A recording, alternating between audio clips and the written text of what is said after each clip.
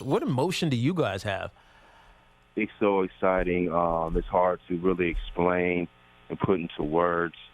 Something that a week ago, or a little over a week ago, obviously none of us foresaw this coming. So we're ecstatic and excited for Juwan to get started. All the support that he needs, he will receive, starting with his former teammates to friends and family to the Michigan lore and the fan base itself. So Yeah. it's just an exciting time. Like I said a week ago, if you had told me Juwan Howard is going to be the head coach of the University of Michigan, especially what Coach Beilein has done over the past 12 years, I'd have looked at you sideways. But we're looking forward to it. Yeah. Do you guys still stay in touch? Are you in touch with Juwan? Have you talked to him recently? I mean, Absolutely. Absolutely. We stay in touch. I've run Fab Five camps here in the Ann Arbor area for the past 4 years. So I brought back Juwan and the rest of the crew, and we do some things throughout the year when our time is available. But I haven't spoke with him since it was made official. I spoke with him throughout the process. He and Ward, if you can imagine, we have a very long-lasting and deep relationship. So, I'm grateful that the university officials and everybody involved went ahead and pulled the trigger. Even though it seems like a no-brainer, there's still a business decision. There's still things that, the boxes that need to be checked. And fortunately, Juwan checked those boxes, and his resume speaks for itself. Yeah, that's what I was going to say, Jimmy. I want to take you back to something you said before. You didn't think as recently as a week ago that he was going to actually be in position to get the job. And my question would be, why not? I mean, he's been grinding with the whistle for a long time, played forever in the NBA, immensely respected. I'm around Ed Cooley a lot, and I know that Ed Cooley was getting a long look from the folks in Ann Arbor, which would not be a bad hire. I think Ed Cooley's terrific at what he does. Just look at his resume at Providence. But why did it seem as if, Juwan was kind of on the outside looking in when everything he's done post-retirement should have really put him in a better place, I would think, to be considered more strongly? I think the thing that what I'm hearing that people are pointing to the most is college interest. Yeah. Did he even have interest in coaching college? For the most part, most people thought that he was looking for a head coaching position because he's interviewed for 5 of them in the past year. So in the NBA, I think that was just an assumption in the NBA. Yeah. So I think that's an assumption that we all had. I didn't know. Ward didn't know. A lot of the people around us wasn't sure if Juwan would be interested in coaching. So I think that was the first thing to get out the way. And obviously, since it was and it is, I'm just glad that they got it done in a quick matter of time. Gotcha. Talking to Jimmy King, former Fab Five member, and back in the day, Jimmy was the 9th overall player in the country, and I mean it's great. You're bringing 5 freshmen. 4 of the 5 were inside the top 10. Ray Jackson, the lone exception. He was top 100 comfortably, though. And we're talking to Jimmy with us here on Tiki and Tierney, CBS Sports Radio. Hey, Jimmy, Jalen said, I think it was yesterday or maybe even today, that this could be the start of the healing process between Michigan and the Fab Five. How do you feel about that? Is it necessary?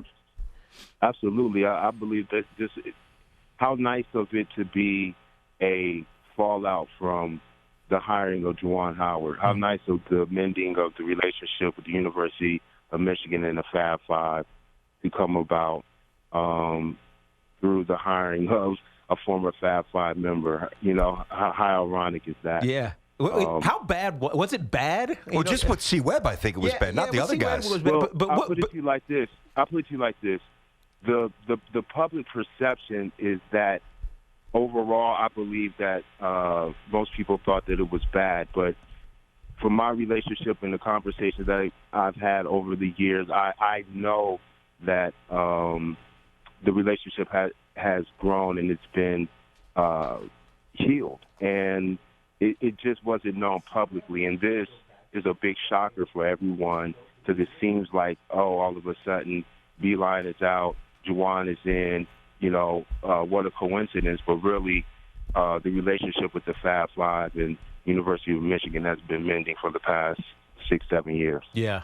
We saw in this last football season, Jim Harbaugh invited Chris back, and he actually went back, right? So the perception outside might not be in line with the reality at Ann Arbor, up in Ann Arbor, and for you guys as well.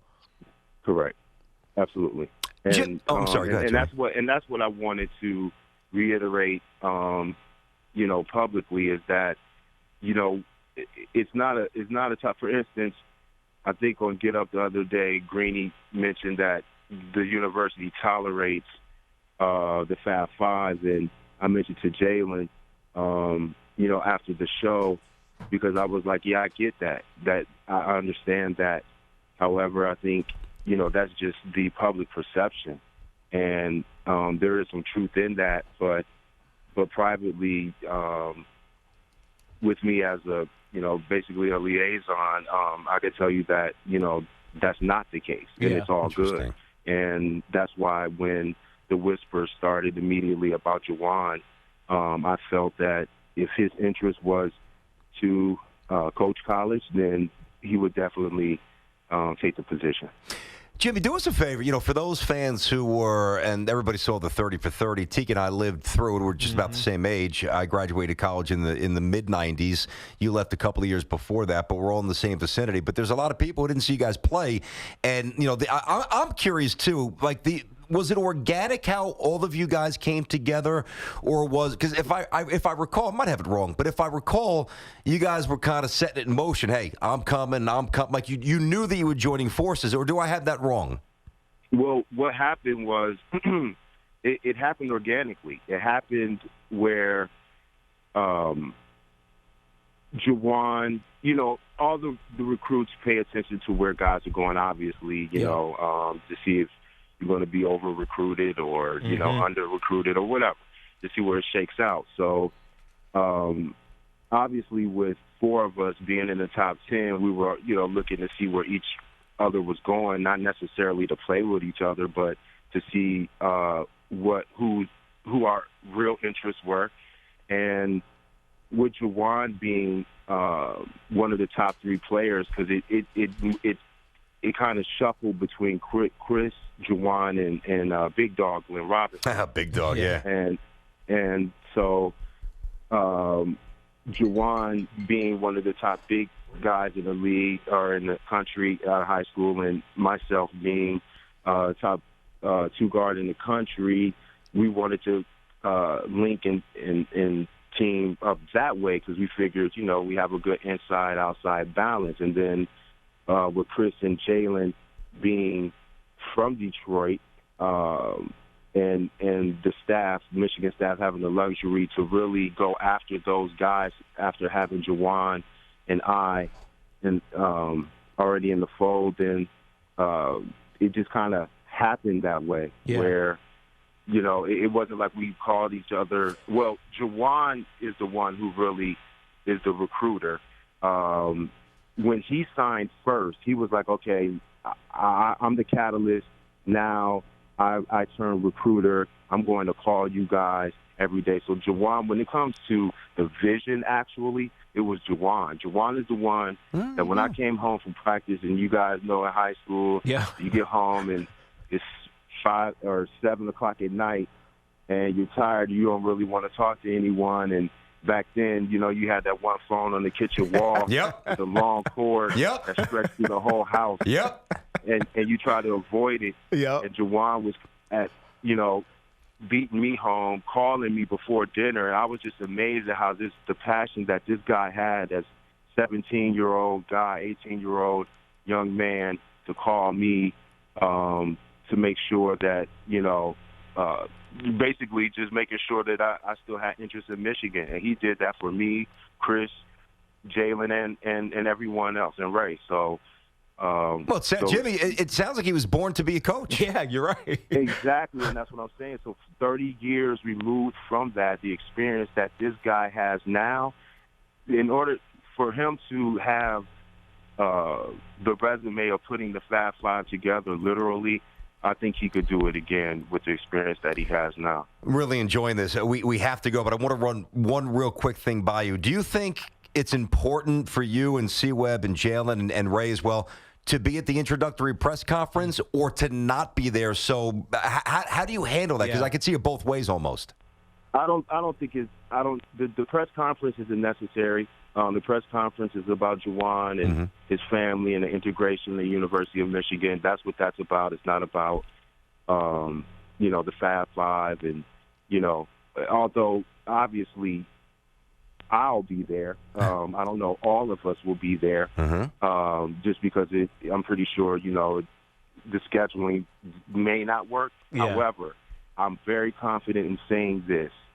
I'm very confident in saying that with the signing of Juwan Howard, and even prior to this, that I'm confident that the band, as we've been calling it the past couple of days, will be back together.